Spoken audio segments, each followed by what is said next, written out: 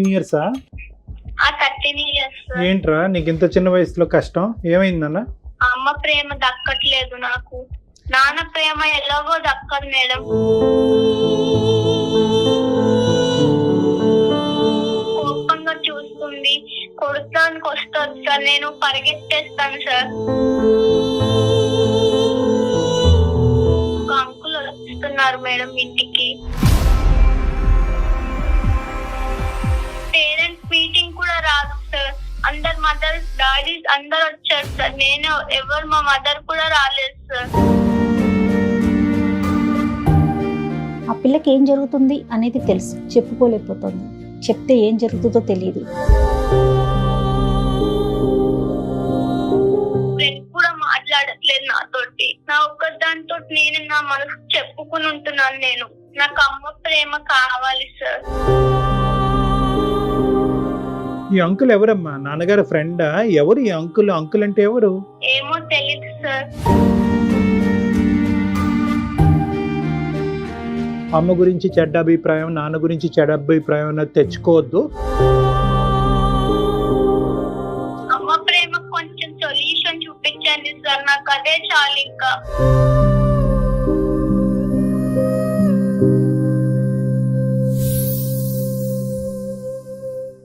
Welcome to అందమైన జీవితం. నమస్తే కళ్యాణ్ గారు. నమస్తే జయ గారు. నమస్తే అండి. కళ్యాణ్ గారు, నేను ఒక మెయిల్ చూసానండి. ఒక 8th క్లాస్ చదువుకునే పాప, 8th స్టాండర్డ్ అంటే సుమారు 13 ఏళ్ళు అనుకుందాం, అంతే.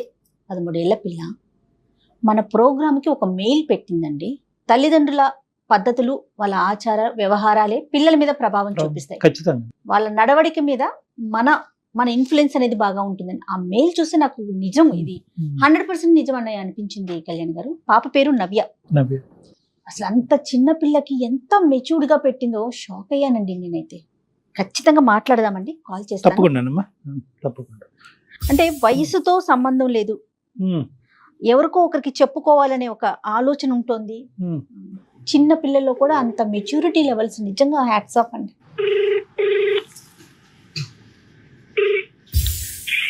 హలో నవ్య అమ్మ మాట్లాడేది? అవును మేడం. అమ్మ, నేను జయాని అందమైన జీవితం ప్రోగ్రాం నుంచి కాల్ చేస్తున్నాను నాన్న. మాట్లాడొచ్చా నీతో? మేడం నమస్తే అమ్మా, మాట్లాడొచ్చా? మాట్లాడచ్చు మేడం. ఓకే, నీ మెయిల్ నేను చూశాను. నీ ఎమోషన్స్ మొత్తాన్ని మెయిల్లో పెట్టావు నాన్న. మరి డాక్టర్ గారు ఉన్నారు, కళ్యాణ్ చక్రవర్తి గారు. డాక్టర్ గారితో మాట్లాడతావా మరి? మాట్లాడతాను మేడం. ఓకే అమ్మా నవ్య, ఎంత నన్న వయసు? 13 ఇయర్సా? 13 ఇయర్స్. ఏంట్రా నీకు ఇంత చిన్న వయసులో కష్టం ఏమైందన్న? సార్ నేను చెప్పుకోలేని బాధ సార్. ఏంటమ్మా అది? నేను అమ్మతోటి ప్రేమ పంచుకోలేకపోతున్నాను మేడం. అంటే ప్రేమ పంచుకోలేకపోవటం అంటే?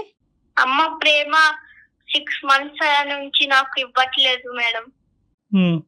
అంటే ఏంటమ్మా? కొద్ది వివరంగా చెప్పరా అమ్మా, ధైర్యం తెచ్చుకుని కొద్ది వివరంగా చెప్పు. మెయిల్ పెట్టావు కదా. అవును మేడం, అమ్మ ప్రేమ దక్కట్లేదు నాకు. నాన్న ప్రేమ ఎలాగో దక్కదు మేడం. అంటే ఏ విధంగా నాన్న? ఏ విధంగా అంటే ఒక అంకుల్ వస్తున్నారు మేడం ఇంటికి.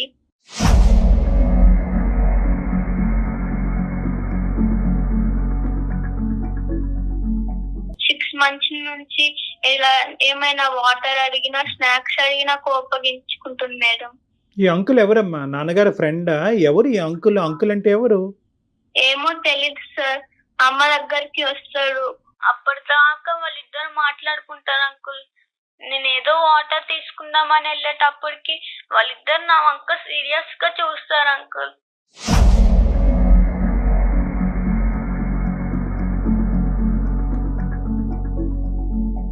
అమ్మతో మాట్లాడటానికి వస్తాడా?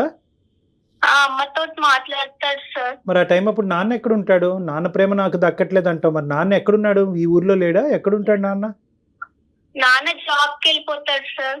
ఎప్పుడో సాయంత్రం మేము పడుకున్నాక వస్తారు, తింటారు, పడుకుంటారు. మాకు అసలు మేము మళ్ళీ పొద్దుట్లు లేసేటప్పుడు కూడా ఉండడు ఇంట్లో. మేము స్కూల్ కన్నీ ఇంకా మేము స్కూల్ కి వెళ్ళిపోతాం. మళ్ళీ వచ్చినాక పడుకున్నాక వస్తారు నాన్న.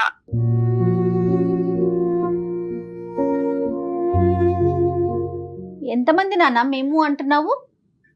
నీకు ఇంకా తమ్ముడు? మేడం. ఇద్దరు. అవును మేడం.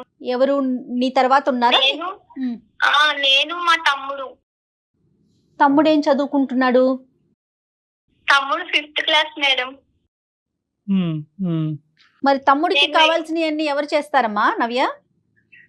అమ్మే చేస్తారు మేడం. నన్ను 6 months నుంచి అసలు చూడట్లేదు. అంతకు ముందు ఎలా ఉండేవారు? చాలా ప్రేమగా ఉండేవాళ్ళు. నాన్న అంత పట్టించుకునేవారు కాదు. నాన్న జాబ్ లో నాన్న ఉండేవారు. ఉమ్. మాకు అంత ప్రేమ ఇచ్చింది అమ్మే. మా అమ్మ ఇలా మారటానికి కారణం ఏమంటావు అమ్మా? ఏదో అంకుల్ ఏదో అన్నావు, అంటే ఆ అంకుల్ రావటం వల్ల అమ్మ మీకు ప్రేమ ఇవ్వట్లేదా? ఏంటి నాకు అర్థం కావట్లేదు. అవును సార్, అంకుల్ రావడం వల్ల మాకు ఒక చిన్న ప్రేమ కూడా ఇవ్వలేకపోతున్నారు.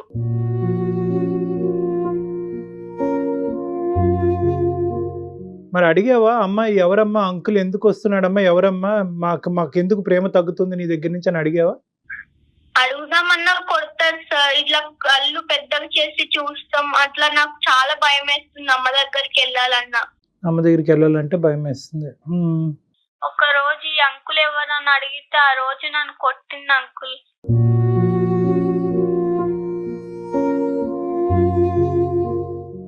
ఎవరి దగ్గరైనా డిస్కస్ చేసావా నవ్య ఈ విషయాన్ని?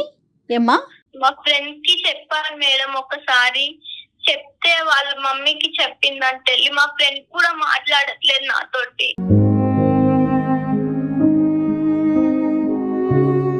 ఇంకెవరితోటి ఎలా ఉండాలి మేడం? నా ఒక్కదానితో నేను నా మనసు చెప్పుకుని ఉంటున్నాను నేను.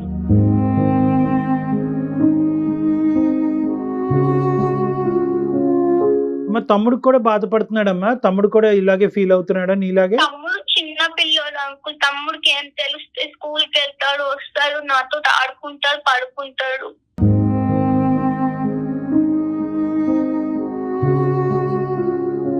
కానీ ఎవరికి పెద్దవాళ్ళతో ఎవరు మాట్లాడలేదమ్మా? నువ్వు పడే బాధ ఎవరికి పెద్దవాళ్ళతో ఎవరు చెప్పుకోలేదు? అమ్మమ్మ వాళ్ళు కానీ నాయనమ్మ వాళ్ళు కానీ ఎవరితోన్నా మాట్లాడతావమ్మా నవ్య?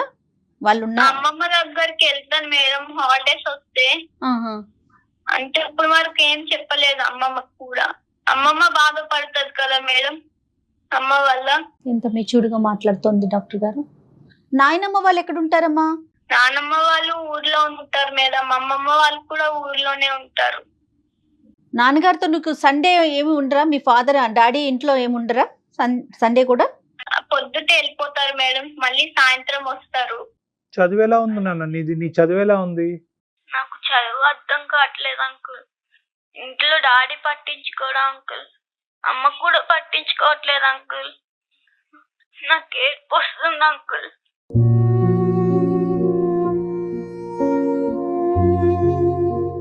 ఏమవ్వాలనుకుంటున్నావు లైఫ్ లో నువ్వు? నా గోల్ డాక్టర్ సార్. నేను మంచిగా చదువుకుని ఉండాలనుకుంటున్నాను. అమ్మ వల్ల ఇలా నేను కొంచెం నాకు శాంతం చిన్న పిల్ల కాదు, అందుకని పెద్ద పిల్లను కాదు. అంటే ఏదైనా కూడా తన ఏజ్ లో కొన్ని అంశాలు తనతో మాట్లాడటానికి ఇక్కడ మనకు వీలు పడదమ్మా, దొరకట్లేదు కదమ్మా. ఇప్పుడు నువ్వు ఏం కావాలని మాకు చేసావమ్మా? అంటే నువ్వు చాలా మంచి పని చేసావు, ఈమెయిల్ పంపించావు. అట్లీస్ట్ మాలాంటి వాళ్ళు నీలాంటి వాళ్ళకి హెల్ప్ చేయగలవు అనేటటువంటి ఉద్దేశంతో నువ్వు చేయటం అన్నది చాలా గొప్ప విషయం అమ్మా. నువ్వు నాకు అమ్మ ప్రేమ కావాలి సార్. అమ్మ ప్రేమ నాకు కావాలి. సొల్యూషన్ చూపించండి కొంచెం.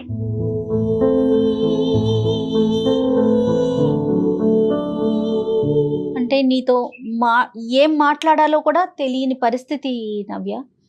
కానీ కాదు డాక్టర్ గారు, ఒక్కసారి వాళ్ళ అమ్మమ్మ వాళ్ళతోనూ నాయనమ్మ వాళ్ళతోనూ డిస్కస్ చేస్తే ఎలా ఉంటుందంటారు? అది ఒక సొల్యూషన్. నాన్నకి అమ్మకి రిలేషన్షిప్ ఎలా ఉందమ్మా నవ్య? బానే ఉంటారు సార్. నాన్న సాయంత్రం వచ్చినా కూడా అన్నం అవన్నీ పెట్టి పడుకుంటారు సార్ అమ్మ. అలాంటివి కొంచెం 6 months నుంచి అంత ప్రేమ ఇవ్వట్లేదు ఎవరికి. నాన్నతో ఎప్పుడన్నా చెప్పడానికి ప్రయత్నం చేసావా? అంటే పేరెంట్ టీచర్ మీటింగ్స్? నాన్న ఉండరు సార్, సాయంత్రం వస్తారు అంతే. సో నాన్నకి మళ్ళీ మేము చెప్పుకోవడానికి కూడా ఉండదు. చూసేటప్పటికి వెళ్ళిపోతారు జాబ్ కి. స్కూల్ కి మేము లెగుస్తాం కదా సార్, నాన్న ఇంకా ముందరే వెళ్ళిపోతారు. కానీ అమ్మే కదా నాన్న నవ్య. అంటే ఈ 6 నెలలు తప్ప దానికి ముందు అమ్మ అయితే కనుక మీతో పాటే ఉంది, మీకు కావాల్సినంత ప్రేమ ఇచ్చింది, మీరు అడగకుండానే బోల్డ్ అని ఇచ్చింది. సో అలాంటి అమ్మ అంత అలా మారిపోతుంది అని నేను అనుకోవట్లేదు నాన్న. అంటే నువ్వు చూసింది నువ్వు, అనుభవించింది నువ్వు, కాదనట్లేదు. కానీ నీ వయసులో ఏంటంటే తల్లి గురించి కానీ ప్రేమించేటటువంటి వాళ్ళ గురించి కానీ సహజంగా ఇలాంటి మిస్అండర్స్టాండింగ్స్ రావటం ప్రేమకి తూకం వేయలేం కదా నాన్న. ప్రేమ ఇప్పుడు ఇచ్చింది ఇవ్వలేదు అన్నది అమ్మతోనే మాట్లాడితే ఈ వ్యక్తి అన్నది పక్కన పెట్టేసి అది నీకు వయసుకు మించిన సబ్జెక్టు, అక్కడ ఏమవుతుంది అన్నది మాకు తెలియదు. ఆ సబ్జెక్ట్ నీతో మేము మాట్లాడదలుచుకోలేదు.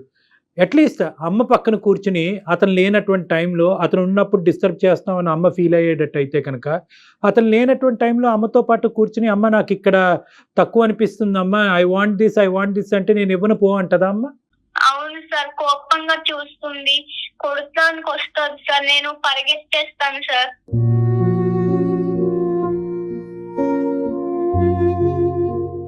ఏది అతను లేనటువంటి టైంలో కూడా అమ్మనది అడిగితే అమ్మ కోపం వస్తుంది సార్. నేను వెళ్తాను, స్నాక్స్ ఏమన్నా ఉన్నాయి అంటే లేవు వెళ్ళు అంటారు సార్. నేను వెళ్ళి కొంచెం తల్లన్నం ఉంటే తినేస్తాను సార్. అతను ఎంతసేపు ఉంటాడు ఇంట్లో, మీ ఇంట్లో?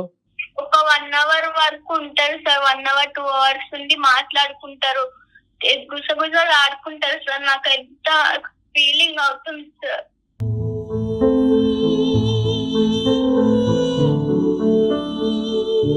మేము బయటకు వెళ్ళి సంవత్సరం అయిపోయింది అంకుల్. మా ఫ్రెండ్స్ ఏమో సండే అవ్వగానే మండే వచ్చి మేము అక్కడికి టూర్కి వెళ్ళాం, ఇక్కడికి వెళ్ళామని చెప్తుంటే బాధ వచ్చేస్తుంది నాకు. ఎందుకు ఇలా ఉంది మా ఇంట్లో అర్థం కావట్లేదు అంకుల్. నువ్వు ఒకటి అర్థం చేసుకోనన్నా, నీ బాధ చాలా నీ చిన్న వయసుకి ఎవరికి రాకూడదు నాన్న. నీ చిన్న మనసు చాలా గాయపడింది, కాదనట్లేదు. కానీ ఈ టైంలోనే నువ్వు ధైర్యంగా ఉండాలి. ఇలాంటి ప్రాబ్లమ్స్ సహజంగా వస్తూ ఉంటాయి.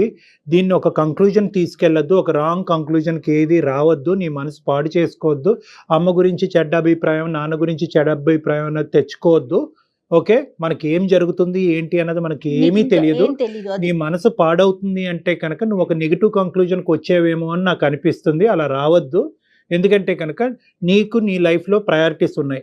నువ్వు ఒక డాక్టర్ అవ్వాలి అనుకుంటున్నావు, బాగా చదువుకోవాలని అనుకుంటున్నావు. నీ మనసు అటువైపు డైవర్ట్ అవ్వకుండా నీ స్టడీస్ మీద ఫోకస్ పెట్టుకో. నీకేమైనా హాబీస్ ఇంట్రెస్ట్ ఉంటే కనుక అవి డెవలప్ చేసుకుని ఆ విధంగా డైవర్ట్ చేసుకో. అమ్మ దగ్గర నుంచి రావాలి. కొంచెం సొల్యూషన్ చూపించండి సార్, నాకు అదే చాలు. ఇంకా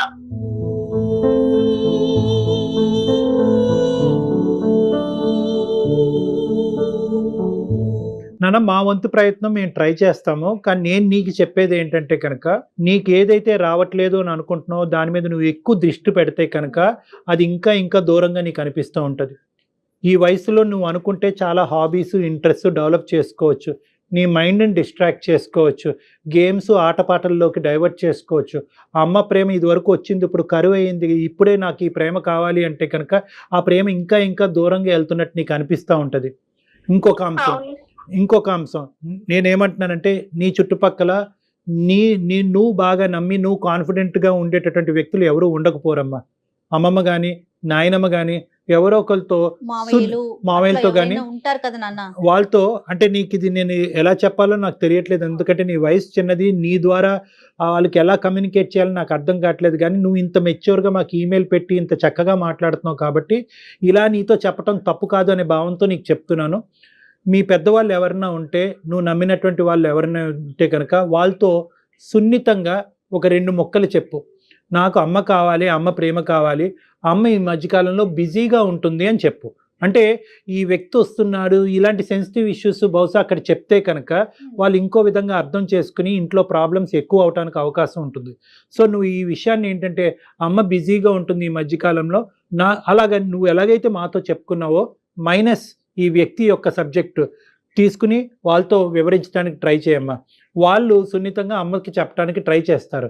నువ్వు వాళ్ళు కంప్లైంట్ చేసినట్టుగా ఉండకుండా వాళ్ళ అమ్మకి చెప్పినట్టుగా అయితే కనుక ఇష్యూ ఈజీగా సెటిల్ అవుతుందని నాకు అనిపిస్తుంది. నువ్వైతే స్టడీస్ మీద ఫోకస్ చేయమ్మా. నానా, పేరెంట్స్ మీటింగ్ కూడా రాదు సార్. ఇది వరకు మంచిగా వచ్చేవారు పేరెంట్స్ మీటింగ్స్, స్కూల్ కి వచ్చి మంచిగా చెప్పేసి వెళ్ళేవారు సార్. అలాంటి పేరెంట్స్ మీటింగ్స్ కూడా రావట్లేదు. మొన్నే పేరెంట్స్ మీటింగ్ అయింది సార్. అందరు మదర్స్ డాడీస్ అందరు వచ్చారు సార్. నేను ఎవరు మా మదర్ కూడా రాలేదు సార్.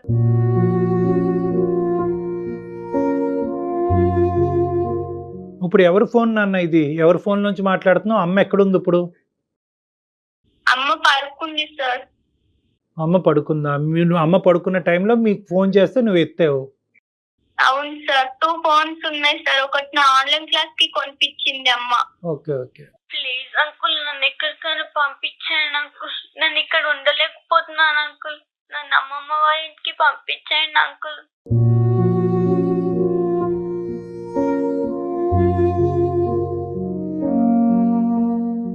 నా ఉద్దేశం ఏంటంటేనమ్మా, ఈ 2 దారులు నాన్న. అమ్మకి ఇంకా పూర్తిగా నువ్వు కూర్చొని మాట్లాడేటటువంటి అవకాశం అంటే ఇంకా పూర్తిగా అమ్మ దగ్గరికి వెళ్ళి నీ బాధను పూర్తిగా మాతో వ్యక్తపరిచినట్టుగా అమ్మకి ఇంకా వ్యక్తపరచలేదేమో అన్నది నా ఆలోచన. ఎందుకంటే ఇంత కోపంగా చూస్తారు సార్, కొట్టడానికి వస్తుంది. నువ్వు యాజ్ ఆఫ్ నో ఇక్కడ ఏదో జరిగింది, ఏదో అనర్థం జరిగింది, ఏదో భయంకరంగా అయిపోయింది, జీవితాంతం అమ్మ ప్రేమని పెర్మనెంట్గా పోగొట్టుకున్నాను అనే కంక్లూజన్స్కి రావద్దు. ఇలాంటివి సర్వసహజంగా అందరి జీవితాల్లోనే జరుగుతూ ఉంటాయి. ఇది ఏంటి అన్నది మాకు కూడా పసిగట్టడం కష్టము. ఇటువంటి పరిస్థితుల్లో మనకు తెలియనటువంటి అంశం గురించి ఎక్కువ ఆలోచిస్తే టెన్షన్ పెరుగుతుంది. నువ్వు చేయవలసింది ఏంటంటే నీ వయసుకు తగ్గట్టుగా నువ్వు ఏమైతే కాన్సన్ట్రేట్ చేయాలో అవి చేయి. చదువుకో, చదువు మీద కాన్సన్ట్రేట్ చేసుకో. నీకు నచ్చినటువంటి 2-3 ఫ్రెండ్స్తో ఎక్కువ టైం స్పెండ్ చేసుకో. ట్యూషన్స్ ఉంటే ట్యూషన్స్కి అటెండ్ అవ్వు. గేమ్స్ అలాంటివి ఏమైనా ఉంటే ఆడుకో. తమ్ముడితో కలిసికట్టుగా ఉండటానికి ట్రై చేయి. ఇలాగ నీ మైండ్ డైవర్ట్ చేసుకోవటానికి ట్రై చేయి. వీలుంటే, అవకాశం ఉంటే నీకు నమ్మినటువంటి ఒక వ్యక్తికి ఈ ప్రాబ్లం చెప్పు. వాళ్ళ ద్వారా అమ్మకి ఏదైనా చెప్పడానికి ప్రయత్నం జరిగితే కనుక ఇష్యూ సెటిల్ అవుతుంది. అమ్మ ఆ వ్యక్తిని ఫ్యామిలీ మెంబర్ నే ఎంచుకోనా, బయట వాళ్ళకి బయట వాళ్ళొద్దు. నువ్వు నమ్మినటువంటి మనిషి మన ఫ్యామిలీలోని. Okay sir. Okay Navya. Okay madam. ఎక్కువగా ఆలోచించుకున్నాను. చూపించినందుకు థాంక్స్ మేడం. నా తర్వాత మళ్ళీ ఫోన్ చేసి కానీ ఈమెయిల్ చేసి కానీ మాకు చెప్పునన్నా ఏం జరిగింది అన్నది. మేము ఎప్పుడు అవైలబుల్ గానే ఉంటాము. బహుశా ఏంటంటే మేము చెప్పినటువంటి సొల్యూషన్ 110% నీకు హెల్ప్ అవుతుందో లేదో మాకు తెలియదు. కానీ ఎలా ఉంది పరిస్థితి అనేది ఒక 2-3 వారాల తర్వాత మాకు ఖచ్చితంగా చెప్పునన్నా. Okay sir. ఓకేనా? Thanks sir. గుడ్ లక్ నాన్న. God bless you. All the best. Okay Navya, bye మా. Okay madam, bye. బాయ్ నాన్న, బాయ్. Thank you, bye. ఇంతకంటే ఆ పాపకు మనం చేయగలిగేది చెప్పగలిగేది లేదు. ఇప్పుడు తండ్రి ఆ విధంగా బిజీగా ఉండి చాలా సర్వసహజమైనటువంటి అంశం అమ్మాయి. ఇటు వచ్చి ఏంటంటే గొంతిప్పి ఈ అమ్మాయి మాట్లాడుతుంది. గొంతిప్పినటువంటి వాళ్ళు 99.9%. 8th క్లాస్ 8th స్టాండర్డ్ చదివే పిల్ల, ఆ పిల్లకి ఏం జరుగుతుంది అనేది తెలుసు. ఆ పాపకి తెలుసు, అవగాహన ఉంది. చెప్పుకోలేకపోతుంది. చెప్తే ఏం జరుగుతుందో తెలియదు, భయం. మనం తిప్పి తనకి చెప్పలేకపోతున్నాం, కానీ జరిగే విషయం ఏంటో ఆ పాపకు తెలుసు. కానీ ఎలాంటి ప్రభావం చూపిస్తుంది కదా.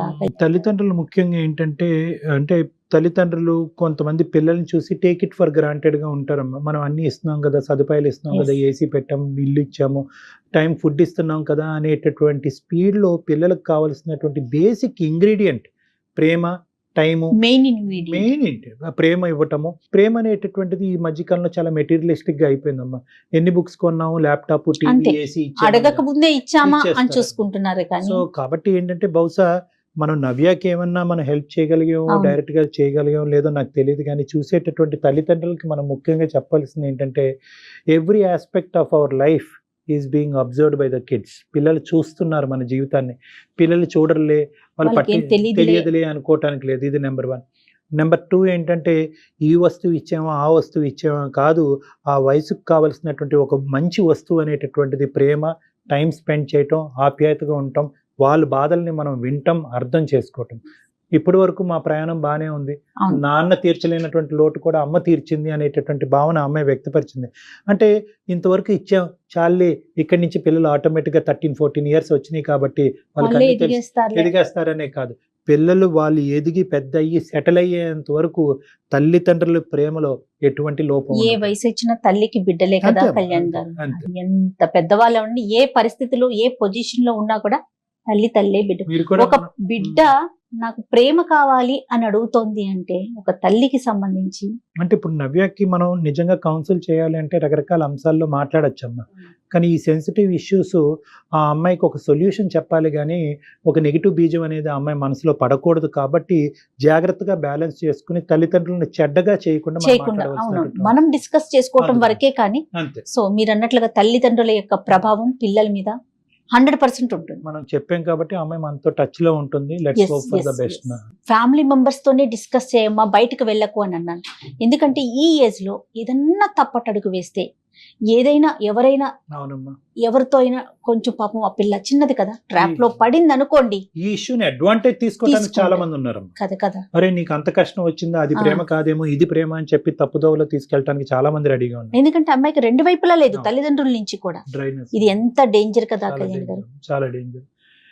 ఎలాగో మనం చెప్పాము అమ్మాయి మనతో టచ్ లో ఉండాలని అవును. చెప్పి, బహుశా మనతో టచ్ లో ఉంటది. లేని పక్షంలో మనమే కొన్ని రోజులు ఆగి ఆ అమ్మాయికి ఒకసారి Yes, yes. కాంటాక్ట్ చేయడానికి ట్రై చేద్దాం అమ్మా. Let's hope for the best. అంతే. Thank you Kalyan thank you. గారు.